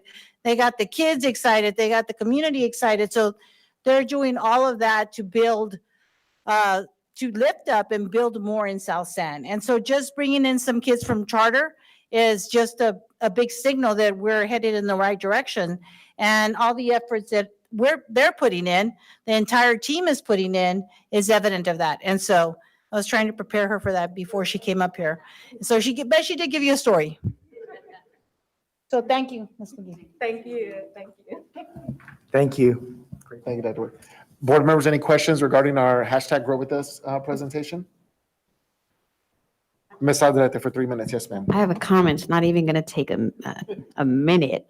Way to go on those mailers. That's all I got to say. Thank you, Ms. Aldrete. I just had a couple questions. Ms. Adejo, you talked about an uptick in the withdrawals due to attendance. Yes, sir. So, and then I actually wrote a note presentation from academic report about kids logging on.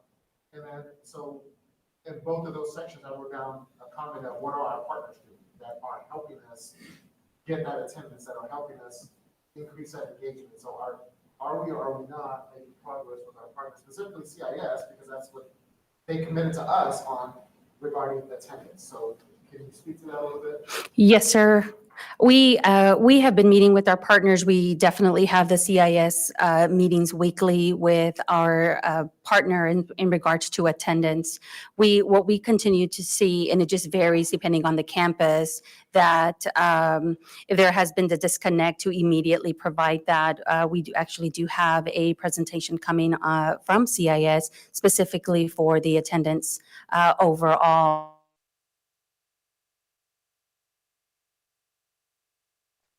Counseling teams, and of course, our principals. Before any withdrawal is taking place, there's definitely a vetting process, as we did speak to that last month, through the decision of moving forward with a withdrawal via our principal. Many of those specific conversations happen alongside Ms. Cerveon, and of course, she and I visit almost daily on those to see what we can do to help our families through all of this. Great. And if there's certainly something that the Board of Trustees can do as far as providing supports, providing resources, please let us know. And we'll certainly, I think we'll all like to consider and continue to support. So thank you very much for that. I may need to get some more signs. You said if we got more signs, I gave all of mine out. So at some point I may need to come. So We'll get them for you this evening, sir. Yes, ma'am. Thank you very much, Ms. Sandejo. Thank you. The next item on the agenda is the balance scorecard update. Dr. Puig? Okay, thank you, President Rodriguez and trustees. Mr. Sanchez, will you pull that up? I'm going to ask you to blow up a few areas there, and I'm going to come around so I can take this mask off.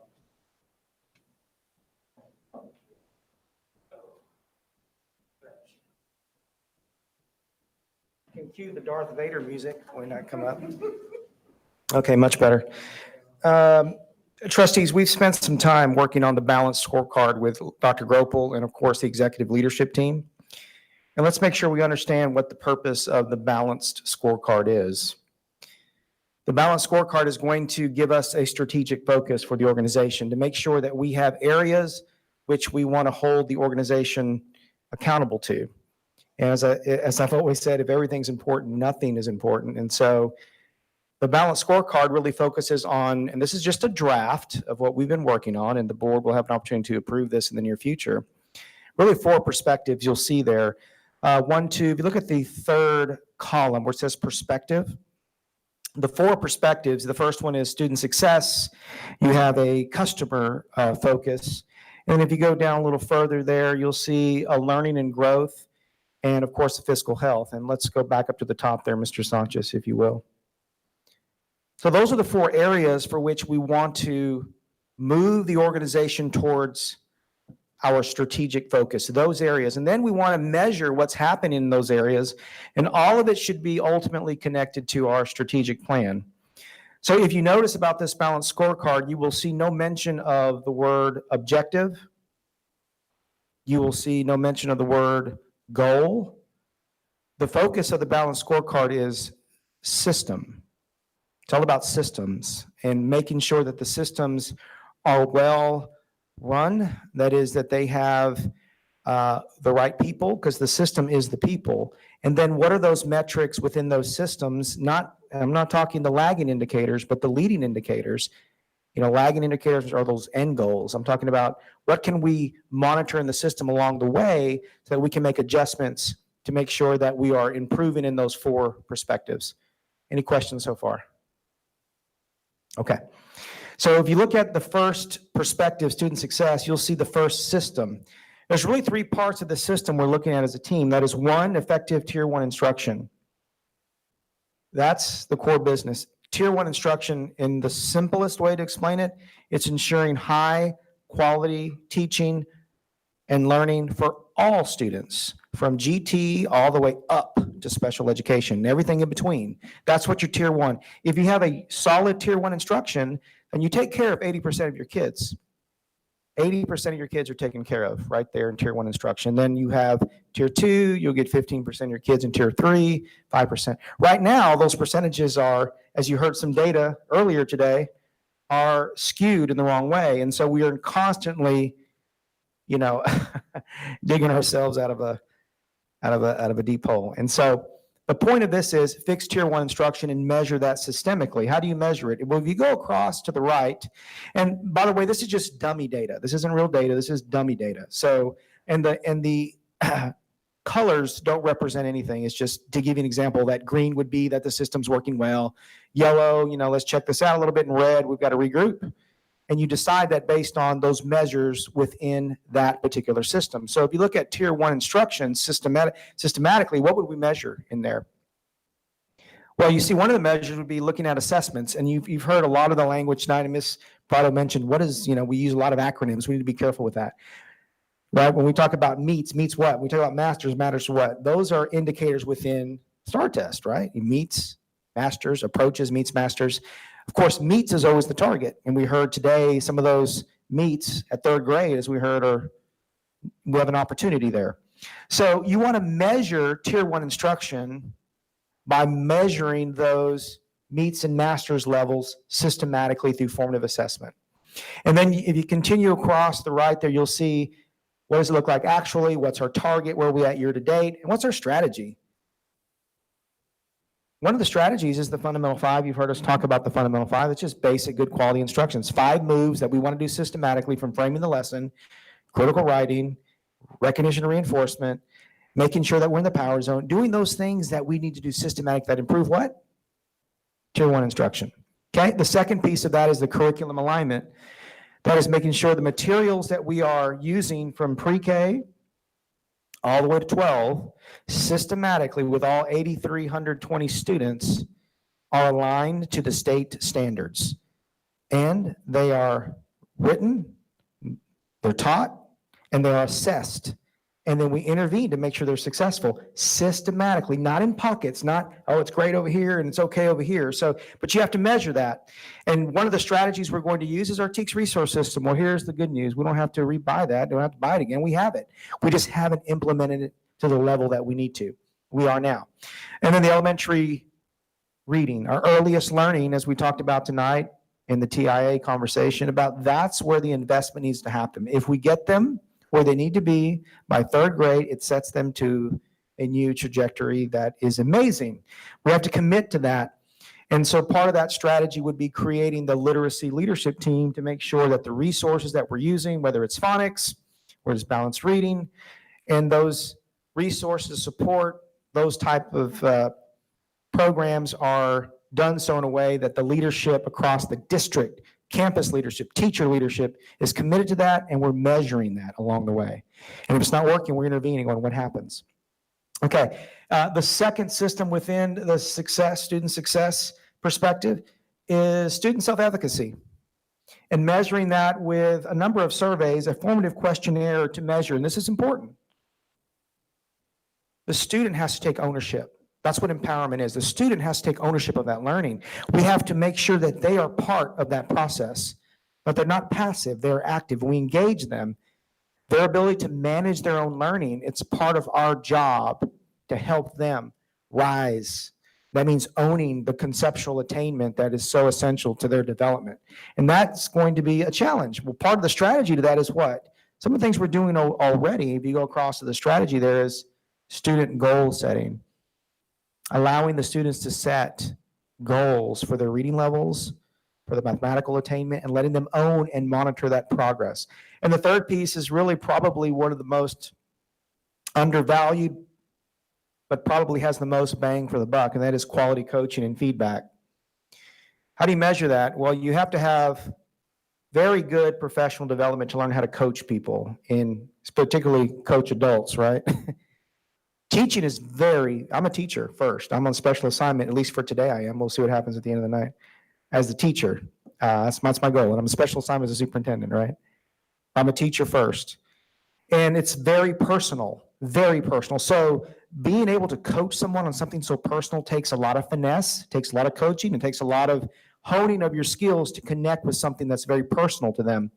Part of the way we do that strategy is called the Learning Walk Protocol. If you go all the way across, we've talked about the Learning Walk Protocol, and that is making sure that we walk classrooms with teachers, walking classroom with teachers and other teachers to really look at How do we get better? A non-punitive way of how do we get better? And 3 questions around the Learning Walk protocol. What did you see in the classroom? What did you hear? And based on what you saw and what you heard, what are you wondering? What are you wondering? And we bring those conversations together. We put it together in a qualitative report, and the principal shares that with her teachers. And we look for themes to determine, okay, maybe we had some wonderings around how students were grouped. Maybe we had some wonderings around how well we framed the lesson so the student understood the expectation. That is deep work, and it's hard work, but we got to measure that. And that's how we fix perspective number 1. It's how we improve perspective number 1. If we go to the next perspective, Mr. Sanchez, any questions on perspective number 1? Okay, perspective number 2 is really our customer. I always say the best recruitment strategy is a great retention strategy. The best recruitment strategy is a great retention strategy. And we got to retain our customers. That means we got to increase their loyalty. How do we do that? Well, 1, I'm going to ask you the question. How likely are you to re-enroll? If the answer is very likely, good. The answer is somewhat likely, we better check that out.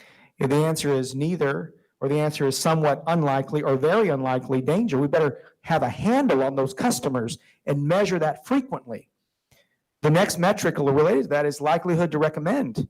How likely are you to recommend South San ISD? That metric is going to tell you where retention and recruitment is going, as well as how satisfied are you with the quality of programming. This is the powerful 3 metrics we're going to use on that particular perspective. And there's some strategies there you'll see, and I won't go through all of them in detail. We could go to the next perspective. Anything on customer loyalty? Any questions?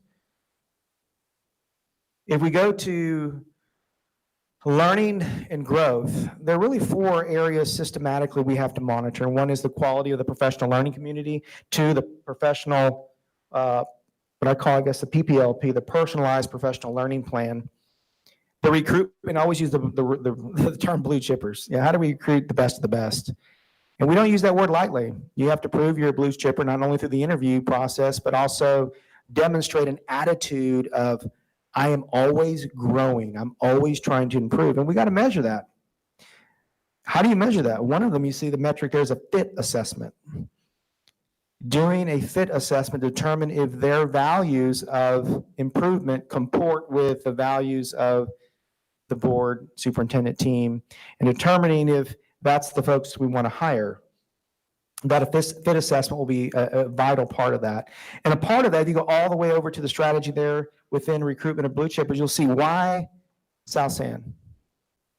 We have to ask that question, why us? And we all need to tell that elevator story, and I hope we can. I know why South San. I just heard some great stuff that's happening tonight. And if you look at enriched talent management process,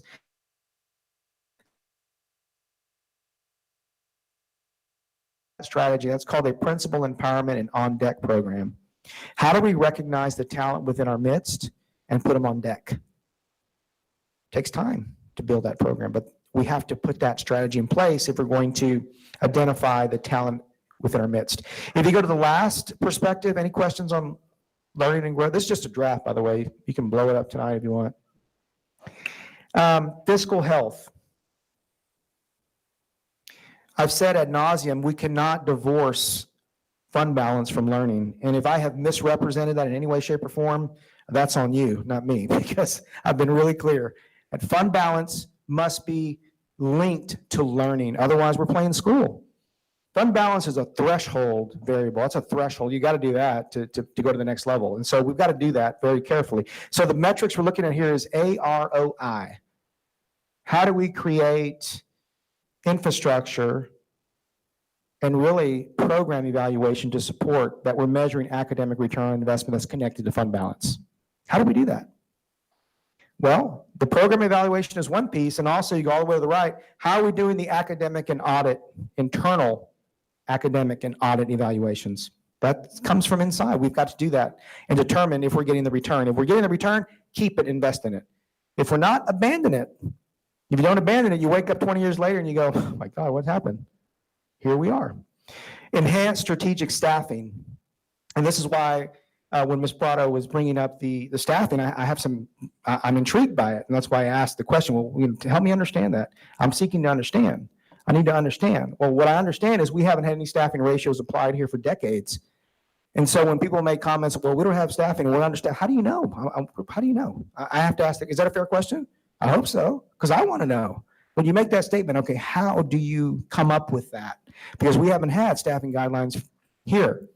So all we have are our opinions, and we all have opinions, we all have assertions, but we need to have a very thorough, very factual, substantive evaluation of staffing. And that means applying ratios and then matching the staffing precisely to our special needs, precisely to GT, precisely to the entire system in a way that we can be proud of, and then we know we're shifting our resources to more productive areas and abandoning those resources in the less productive areas.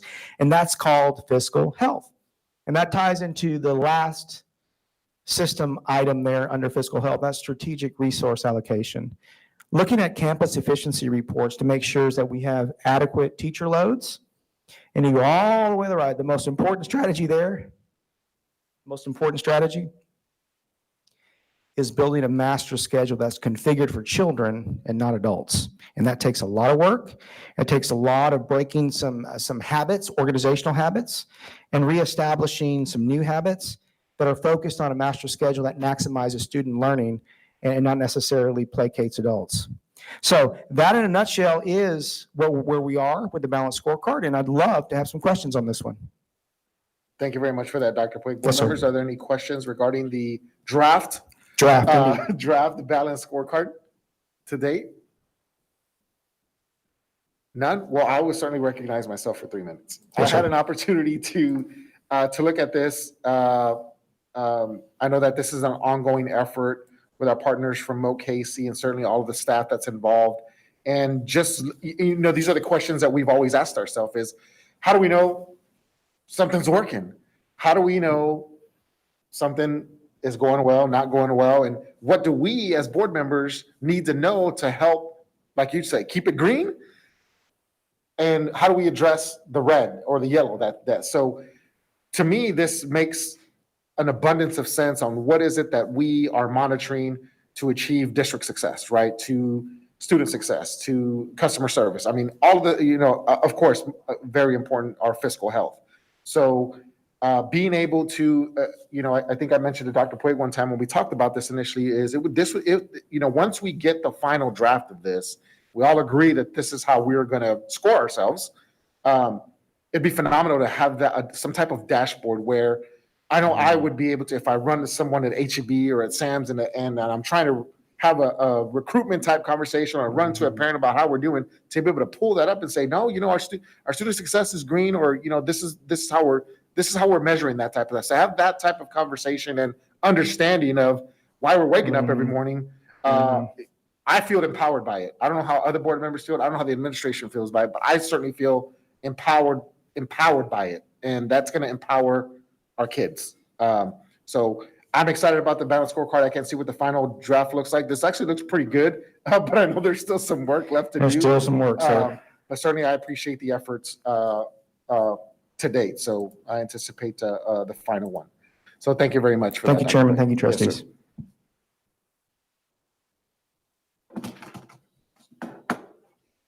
The next item on the agenda is our closed executive session. The board will convene into closed meeting pursuant to Texas Open Meetings Act, Texas Government Code 551.071, 551.072, 551.074, 551.076, 551.082, and 551.0821. First, know that the board will take no action in closed executive session, and board members are reminded that items discussed in executive session are in confidential nature. It's to minimize liability to the school district. Item number 1, discussion concerning personnel matters pursuant to Texas Government Code Section 551.074. Item number 2, consultation with attorney regarding James Schuman versus South San Antonio Independent School District. And item number 3, discussion and superintendent's recommendation of professional contracts for the 2021-2022 school year. And we have the various scenarios here that we will discuss in executive session, and the time is 7:53. And Ms. Villagomez, I will call you, ma'am. Okay.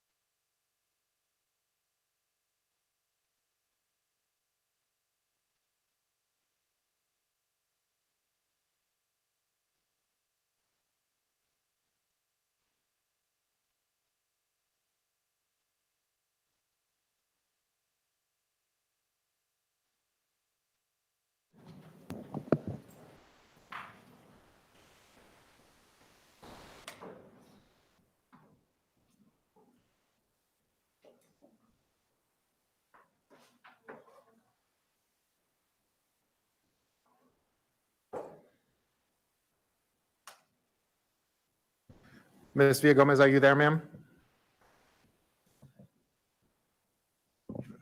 Let's give her a minute to join there.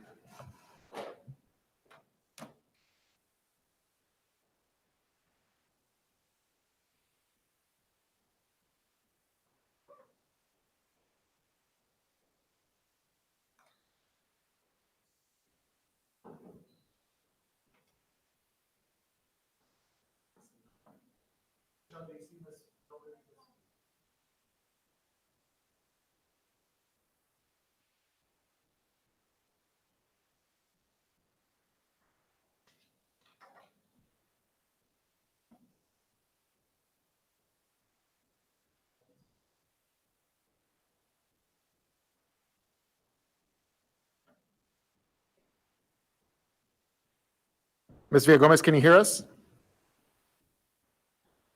Yes, sir. Okay. Let me get to my agenda item here. Okay. The board will reconvene back into open session and the time is 10:19. The next item on the agenda is the board considering taking action on any items discussed in closed session. At this time, I'd like to ask for Dr. Puig's recommendation on the Schuman Southside ISD item. Dr. Puig? Thank you, President Rodriguez and trustees. I recommend we approve the agreement as presented. Board of Trustees, hearing the superintendent's recommendation, the chair will entertain a motion. I'd like to make a motion. I have a motion by Ms. Alderete to approve. I motion to approve as presented. Do I have a second? I have a second. I have a second by Ms. Villagomez. Michelle, we can have a roll call, please, ma'am? Stacy Alderete, Yes. Gilbert Rodriguez, Yes. Connie Prado, Homer Flores, Yes. Gina Villagomez. Yes. Motion carries. Thank you, board members. Thank you, Michelle. At this time, the chair would like to ask Dr. Puig for his recommendations on contracts. Dr. Puig? Thank you, President Rodriguez and trustees. I recommend the board approve the master contract list with the exception of the following: Denise Orozco, Bobby Hilton, Jenny Collier, Mark Weber, Caitlin Brodell, Chad Doucette, Sherry Seaman, David Abundis, Jeff Baum, Dr. Lee Hernandez. Those names and contracts will be brought back to the board at the next meeting. Board members, hearing the superintendent's recommendation on contracts, the chair will entertain a motion. I'd like to make a motion. Ms. Alderete? I'd like to make a motion to approve as presented. I have a motion by Ms. Alderete to accept the superintendent's recommendation. Do I have a second? I have a second. I have a second by Ms. Prado. Michelle, we can have a roll call, please, ma'am? Stacy Alderete, Yes. Gilbert Rodriguez, Yes. Connie Prado, Homer Flores, Yes. Gina Villagomez. Yes. Motion carries. Thank you, board members. Thank you, Michelle. Dr. Puig, do you have any other recommendations on contracts, sir? Yes, sir. Thank you, Chairman Rodriguez and trustees. I recommend the board approve the non-renewal of Alicia Torres. Board members, hearing the superintendent's recommendation on that contract, the chair will entertain a motion. I'd like to make a motion. Ms. Alderete? I'd like to make a motion that we approve as presented. I have a motion by Ms. Alderete. Do I have a second? I second that. I have a second by Ms. Villagomez. Michelle, we can have a roll call, please, ma'am? Stacy Alderete, Yes. Gilbert Rodriguez, Yes. Connie Prado, Homer Flores, Yes. Gina Villagomez. Yes. Motion carries. Thank you, board members. Thank you, Michelle. The next item on the agenda is adjournment. The chair will entertain a motion for adjournment. Motion to adjourn. I have a motion by Ms. Alderete. Do I have a second? A second. The second by Ms. Villagomez. All those in favor? Aye. Aye. And we are adjourned at 10:22. Thank you, everyone, for participating.